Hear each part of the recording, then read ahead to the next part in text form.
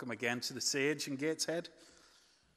We'd like to introduce the Wine and Spirit Education Trust, which is the largest global provider of qualifications in the fields of wines and spirits.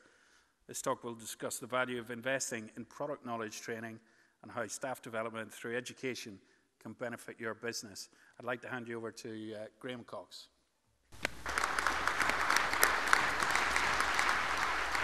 Thank you, and good afternoon. What I'd like to do this afternoon is introduce everyone in the hall today to the Wine and Spirit Education Trust. There may be some of you here who know what we do. What I'm going to do in a second is just have a show of hands as to who knows who we are, and maybe those of you who've done one of our qualifications. So let's move on to what we actually do. Just a little bit of housekeeping before we start. We're showing on stand F02 today and tomorrow, so please come along and see us if you need to find out more about what it is we do in the wonderful world of wines and spirits education. What I'll do is just also let you know about our Twitter tag. So we like to, wherever we go, tweet about what we're doing, interesting events that we're at, and also interesting initiatives we had. So if you are following Twitter and tweeting about what you're doing today, please use our tag and let us know what you think. So for those of you who don't know what we do, let me just give you a little bit of background on the Wine and Spirit Education Trust. We are an educational charity established in 1969, and we're a not-for-profit organisation. We were established primarily by the trade to provide qualifications in wines and spirits product knowledge for those working in the UK wine trade. We are the largest global provider of accredited qualifications in the world, and our qualifications are recognised the world over. If you're working in hospitality, just think of what one of our qualifications could do for your CV. We're not only based in the UK, we originate in the UK, but we're now available in 60 countries worldwide, and our courses are translated into 17 different languages. So there are hopefully not too many barriers for you wherever you are around the world in learning and taking one of our qualifications. One of the clear benefits of being a global provider is that our qualifications are recognised the world round. So again, as a hospitality employee, if you're looking to move around the world as your career develops, then having one of our qualifications is well known in Hong Kong as it is in London and New York. So if you're internationally mobile, our qualifications will help you. Just to crystallise things in the UK, the way we work, we have a school in London Bridge in London. It's been there since 2005, although we've been offering courses from our school since 1969. But you don't have to come to London if you want to do one of our courses. We have 200 providers around the UK. And in this region alone, we have Newcastle Wine School. So we have Chris Powell in the audience today. So if you do need to do qualifications in this part of the world, you can go and see Chris. You can link to his website from our website, which we have up on the board. And you can search for anyone in the particular area you're from. So in Manchester, we have Harvey Nichols, amongst others. So there are plenty of options if you're looking to train yourself or if you're an organisation looking to train your staff. So let's just put those facts up. So available in 60 countries, 17 languages, and our qualifications are globally portable. So let's move on to focus in on maybe our most important qualification for the hospitality industry. The Level 1 Award in Wine Level 1 Award in Wine was introduced in 2002 as an introductory course for people who don't really know anything about wines, working in the hospitality trade, who were looking to just put a little bit of knowledge in to give them what our strapline being confidence for frontline staff. It's done in a day. It's a 6-hour module. The cost to our school is £140, but the cost varies around the country. What I would say is refer to your local school, have a look at our website and see where you can do some learning. So the level 1, if we focus in on that, let's see where we can study now. So looking at the map, we have London, which is the hub of what we do. Not only is there our school in London, we have what are known as approved program providers. We have about 10 or 15 others in London, and we rely on them around the rest of the country to provide us with flexibility and a means of delivery for people all around the country. Not only do we have a plethora of classroom courses, but mindful of the need to be very flexible and offer people options in learning about wines and spirits, we have a full program of online distance learning courses as well, although not at our level 1. Again, if you look at our website, I won't go into details today, but look at our website and think of the various options. The other thing that we've devised, mindful of the fact that many hotel groups, pub groups, and restaurant groups may not have the time to invest in bringing their staff to a provider, we also have an option, as I've got on the board there, of the WSET coming to you. Now, we do that from our school in London, and I know a number of our approved program providers do offer that service as well. So, for instance, a hotel group can get everyone to one of their locations. We can bring a tutor into you and essentially bring the whole classroom to wherever it is that you want to have your staff trained. So, introducing flexibility there. So why invest in training? As an organisation, why would you train your staff? As an individual, why would you train yourself? I've put down a few little options here. I suppose the most important one, or the one that lends itself most readily to what we do, is learning and improving the skills that you have in order to do your job better. A lot of training revolves around mandatory regulations. As an individual, improving your career opportunities. But if we look beyond that, having done the training, what does it then do? My contention is that those that do invest in training are looking at enhancing customer service. Now, that's a very important thing in a service industry like hospitality. If your customer service is good, you can enhance the reputation of your organisation. And these are all good byproducts of having a good training regime for your staff. But if you think about it, is it really all about these nice soft side benefits, or is it really about profit? As an employer, the most important thing that you want to get if you're investing in training or if you're investing in equipment, whatever it be, you're looking for a return. And although our courses cost money, and although our courses take time, so you've got people time out of the business and a per head cost, what I want to share with a couple of case studies a little bit later on is that financial outlay does repay itself over time. Just a quick look at what I call the training universe. Now, we are just one of many providers of training to hospitality. And it's easy to say as a training organisation, when you're marketing yourself hard to the world out there, that my training is the best. Don't go to someone else, come to me. Now, I think that's a very insular and an inward-looking way of doing things. Yes, you need to be very proud of what you do. You need to be very certain, and certainly my BDM team are very certain when they're out there that what they're selling is a fantastic product. But my true belief is that all training is good, so I therefore support all organisations that train.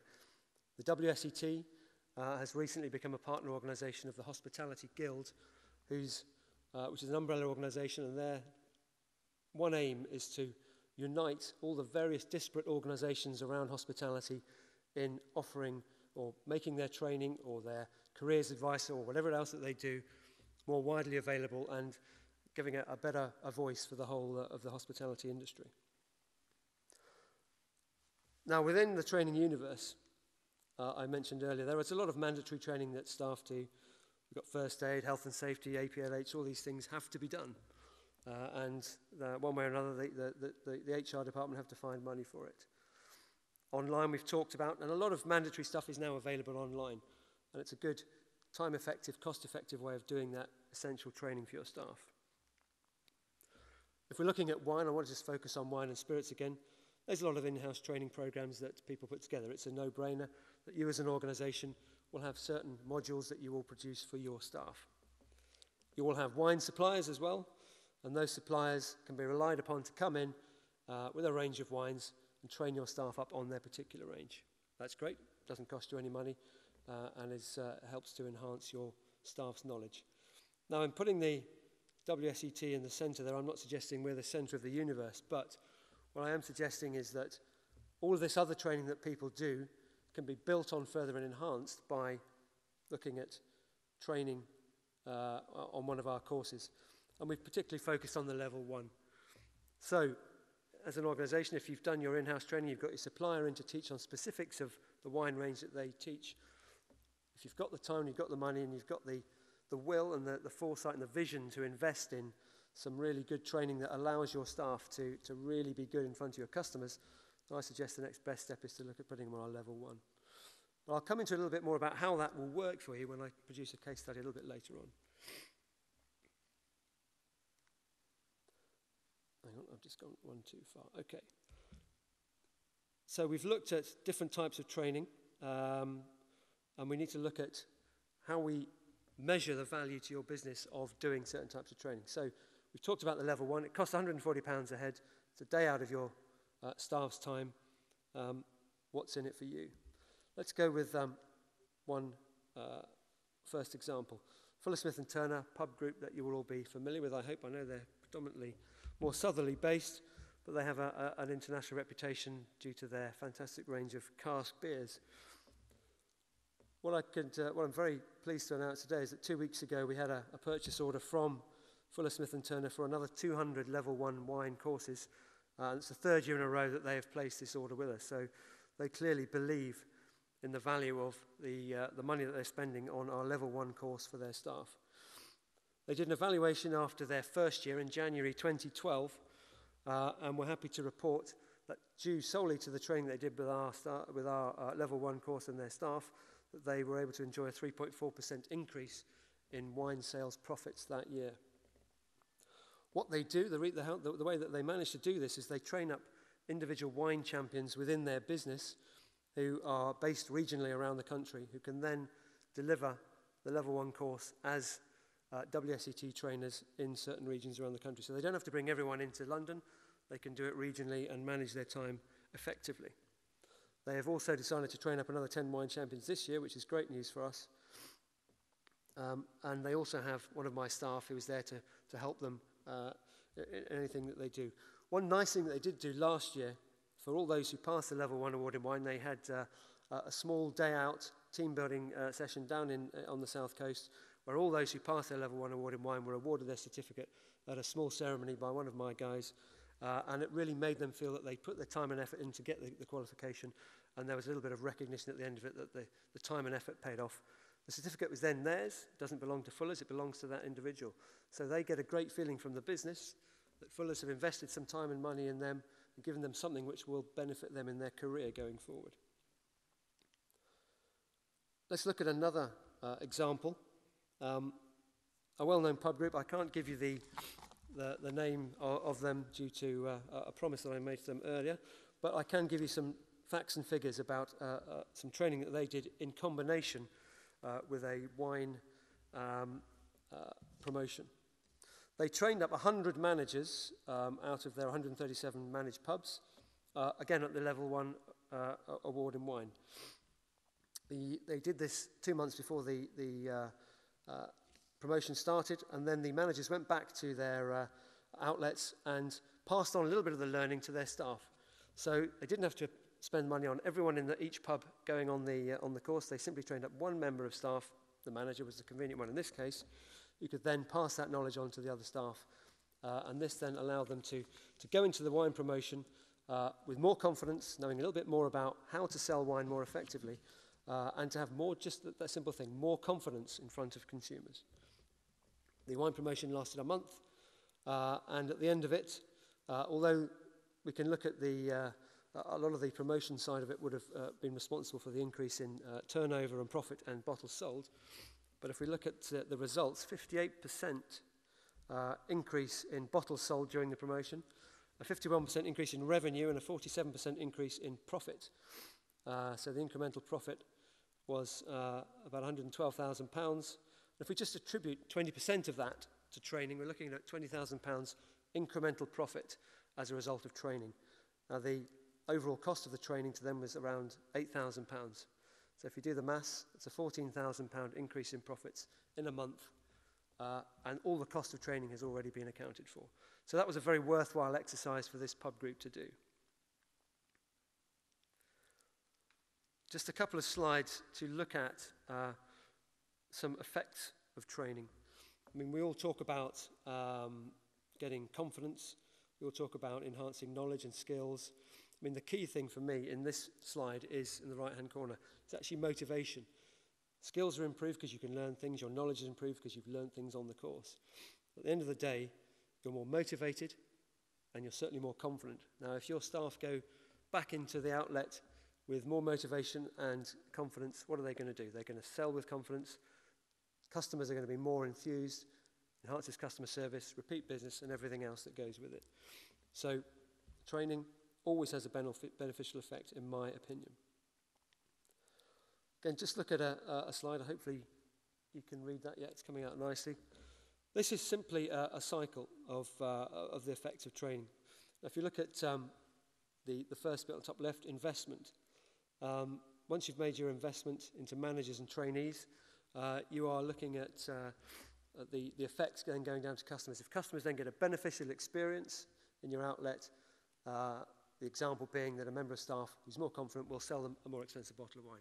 So an upsell will give you an immediate increase in profit, increase in revenue.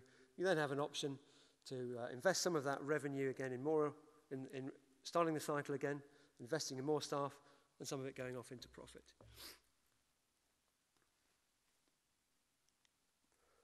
What is often forgotten, I think, when we're talking about training in the hospitality industry is the other side of the coin, the consumers, your customers. These people are important.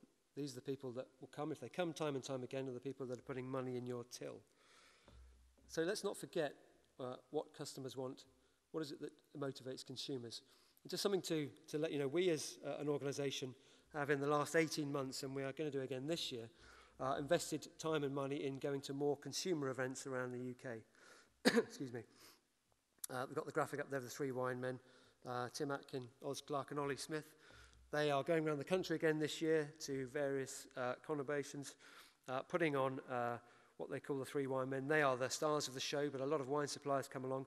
And for the second year, they've invited us as a training organisation, well, as the training organisation in the wine and spirits trade, to come along and add value to their show. Last year, we got in front of over 1,000 consumers. We put them through our 15-minute wine and food pairing sessions. And what we're trying to do by educating consumers or making consumers more aware of what we do is just square the circle for the trade. So if you have well-trained staff, you have better, more knowledgeable customers and consumers, then the outcome long-term will be that you have more knowledgeable consumers who want to spend more. And then when it's suggested by your staff that they should be spending more, they're an easy target. Shouldn't use the word target, but that's probably an unfortunate one. But I think you know what I'm talking about. Just got a few stats here on social media as well. We've got more and more in the last couple of years, hopefully like all of your organisations as well, in using social media. It is really here to stay. It's not something that we can ignore anymore. And what we've got here are just some stats on in the last 12 months where we've had some successes. On YouTube, we have, and also if you go to our website, we have 21 little, what we call 3-minute wine school videos. They are literally 3-minute bite-sized chunks of learning. Half of them are given by Jancis Robinson, who is a well-known wine journalist. The other half given by Tim Atkin. And you can go in, click on Chablis, and just in 3 minutes, Jancis will tell you the key facts about why Chablis is what it is, where it's from, and everything else. Very mindful of people's short attention spans. It just gives you a quick snapshot of certain regions. Totally free. You can go and see them on YouTube. You can download them from our website. As you can see, we have nearly 52,000 views in the last 12 months on that alone. Facebook, we have a very active Facebook page. We're heading for 12,000 likes now on Facebook. We're posting up their events, what we're doing in terms of courses, what our approved program providers are doing as well. We encourage them to link to our Facebook page as well. LinkedIn, from a business point of view, nearly 4,500 members now. Twitter is something that we're very active on, as I mentioned earlier. We're heading for 3,000 followers on that. And downloads, the downloads I'm referring to there are something that I've entitled here as free learning. If you have an iPhone or an iPad or anything to do with Apple, we have a free wine app which we launched last year. And we now have, I might just need to remind myself of how many. Yeah, nearly 15,000 people have downloaded the game. It's very easy, just go to the App Store. And don't just take my word for it. A couple of weeks back on the Daily Mail weekend, the guys on there reviewed 6 wine apps, and ours came out top. Some very nice comments on there about why you should do it, and the strapline, what it does, teaches you about wine while you play, which is, I guess, a nice way of looking at it. Essentially, it's an interactive game at 6 levels. You go in, you have a minute to place 10 bottles of wine in the region that they come from. You have an interactive map, and once you've started, believe me, you can't stop. Everyone that I've known who's done it has spent hours and hours on it. It's a great way of filling your time on a long train journey.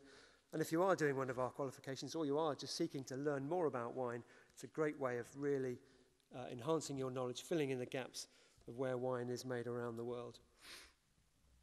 So just to bring things to a close and wrap things up in terms of consumers, little quote here. I mean, what I would say is if your customers are becoming better educated about wines and spirits, what level of knowledge do you think they're looking for from your staff? They're not going to be satisfied, I think, any longer with staff that simply come in, plonk down the wine list on the table and walk away again. They need some interaction. They will buy off people that sell in a way to them that they are confident they know what they're talking about.